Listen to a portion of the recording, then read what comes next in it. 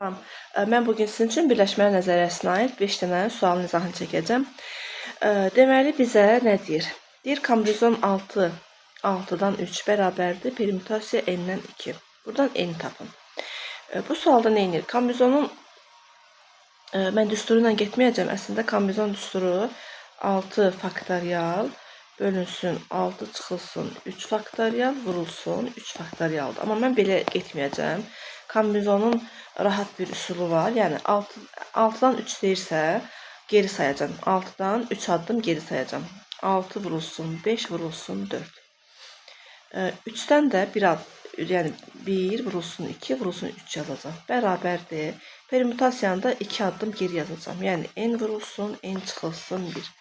Buradan 6 n vurulsun n çıxılsın 1 bərabərdir 20 olduğunu gördük. Buradan da n'in 5 olduğunu görürük. Çünki 5 vurulsun 4 20 eləyər.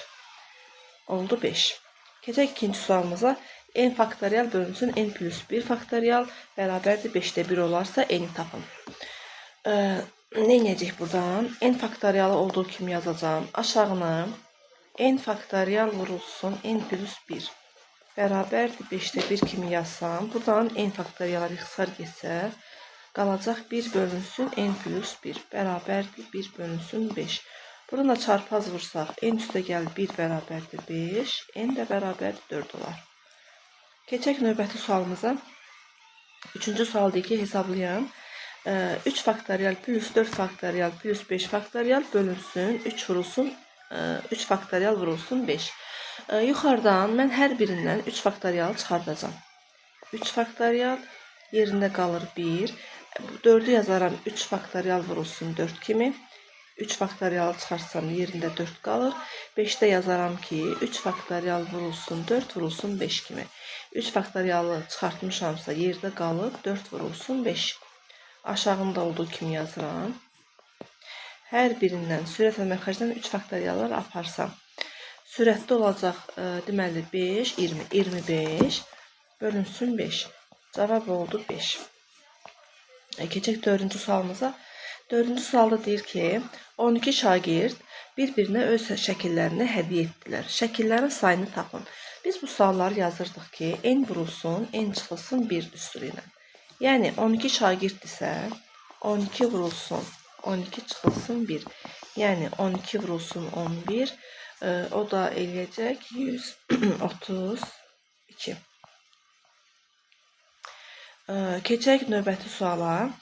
Deməli 1, 3, 5, 7, 9 rəqəmlərindən bir dəfə istifadə etməklə deməli rəqəmləri müxtəlif neçə 3 rəqəmli ədəd düzəltmək olar. 3 rəqəmlidən söhbət gedirsə, deməli baxırıq, həm də rəqəmlər müxtəlif deyir. Neçə dənə rəqəmimiz var? 1, 2, 3, 4, 5. Əvvəldən 5-dən bir dənəsini götürə bilərəm. Yəni 5 rəqəm iştirak edə bilər. Tutalım ki, mən 1 rəqəmini götürdüm. Yerdə neçəsi qaldı? 4 dənəsi. 1'ini də götürdüm. Yerdə neçəsi qaldı? 3'ü qaldı. Və bunları bir-birinə vururam. Yəni 5 vurulsun 4 vurulsun 3. 20 o deyəcək 60. Yəni bu rəqəmlərdən istifadə edərək mən 60 dənə rəqəmləri müxtəlif olan 3 rəqəmə də düzəldə bilərəm. Yenə hansı mövzudan əgər çətinliyiniz varsa, hansı mövzudan suallar istəyirsinizsə yazarsınız. Mən də onların izahını çəkib sizin üçün paylaşaram. Sağ olun.